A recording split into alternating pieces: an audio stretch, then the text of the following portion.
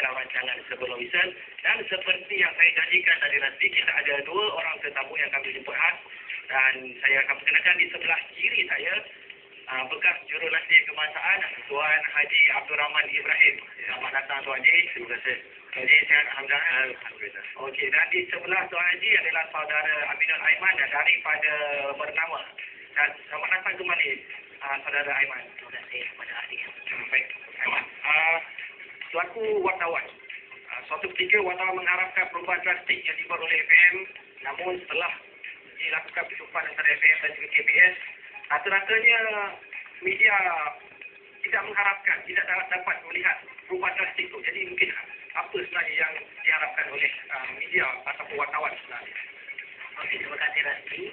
Okey, pada saya perjumpaan Kementerian Belia dan Sukan dan Persatuan Bola Sepak Malaysia sebenarnya satu langkah yang baik, kerana ini saya rasa sudah lama tidak dilakukan, dan namun apa yang hasil perbincangan yang kita dapat tu orang kata apa, memang cukup hambarlah, mengecewakan.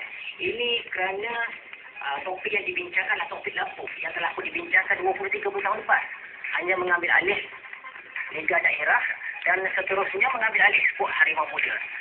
Okey, saya sendiri seperti seorang wartawan, antaranya yang saya harapkan adalah, saya nak tanya, bilakah kali terakhir FAM hantar jurulatih SSA ini pergi refreshing course di luar? Dan jadi itulah yang harus dibincangkan. FAM dan KBS perlu melihat jurulatih yang bagus, jurulatih muda yang berpotensi, hantar mereka pergi attachment dekat Jepun, Korea, Europe, China dan seterusnya. Apabila mereka kembali, mereka boleh menurunkan ilmu mereka dulu, dan mungkin cara yang mereka praktikkan berbeza dengan cara mereka sekarang. Itu antara topik yang perlu dibincangkan.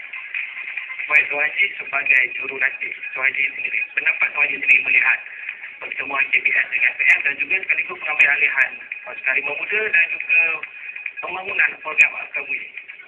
Bagaimana Tuan Haji? Saya rasa apa yang berlaku ialah ulangan proses pembangunan yang dilalui secara biasa sejak 30 tahun yang lalu. Ada tengok sini tak? Dalam Facebook ada. Dia upload Jadi adakah ujian ini di awal Okey. bermain di peringkat negeri ataupun di peringkat pasukan? Okeylah, dengar lagi di Bulan itu dia akan terusan ujian sendiri atau mungkin ujian biasa tidak berkesan lagi. Sebenarnya ujian yang orang kata harus diteruskan sehingga daripada awal musim hingga ke akhir musim. Kerana kita perlu tahu, apabila kita beraksi dalam liga ini, ia akan berterusan. Kita perlu kompetitif, pemain perlu kompetitif. Apabila pemain mampu mempamerkan aksi baik, ianya dikaitkan dengan stamina. Jadi apabila stamina mereka ada, liga itu akan kompetitif dan seterusnya membentuk satu pasukan kebangsaan yang mantap. Itu lagi pernah memegang campur selaku jurulatih kebangsaan. Jadi tempoh yang diberikan itu sebenarnya jurulatih kalau boleh setahun diberi, setahun ada keputusan menang.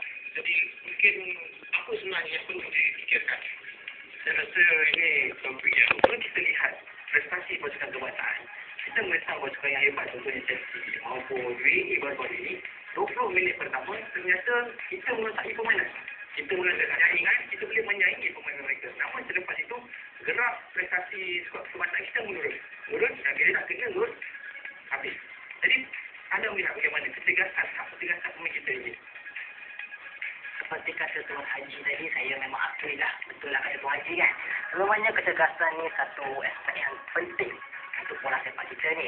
Kerana kalau kita tengok, jurulatih ni memainkan peranan penting dalam membentuk ketegasan pemain ni.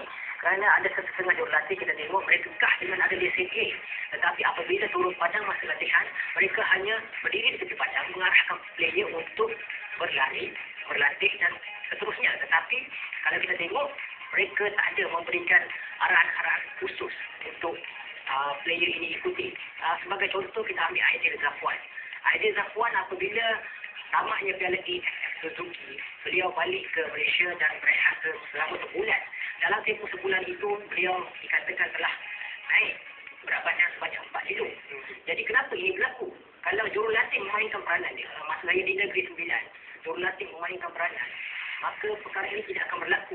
Sebagai contoh, mungkin ada training tetapi main-main. Dan jurnalistik pun tidak begitu menekan, tidak marah, bagi dia chance. Kerana Aidil Zafwan adalah Aidil Zafwan. Dia adalah seorang yang popular, yang glamour. Dan semua orang kenal dia. Jadi jurnalistik memberikan dia satu peluang itu. Dan akhirnya kita tengok lawan UAE apa yang terjadi. Dia walaupun dia berat 4 kilo lebih, dia main untuk Negeri Sembilan, Negeri Sembilan menang. So, dia reflektif kan? Fitness untuk Negeri Sembilan dah cukup. Okey, baik, Tuan Haji. Tentang fitness ni, tadi Aiman mengatakan mungkin Julatih tak memainkan peranan yang cukup. Tapi saya rasa Tuan Haji mesti tak setuju kerana Julatih memiliki program ni sendiri. Jadi, di mana sebenarnya untuk bentuk stamina ini dari segi latihan yang dikatakan bahawa Julatih mungkin tak melengkapkan? Saya rasa ini macam saya cakap lah. Ini satu perkara yang kita cakap je kan. Dan kita cepat. Kita tak pergi pada punca lah. Punca sebagai contoh, kita main bola 90 minit. Kita kaji. Kita sekarang kita tumpu kepada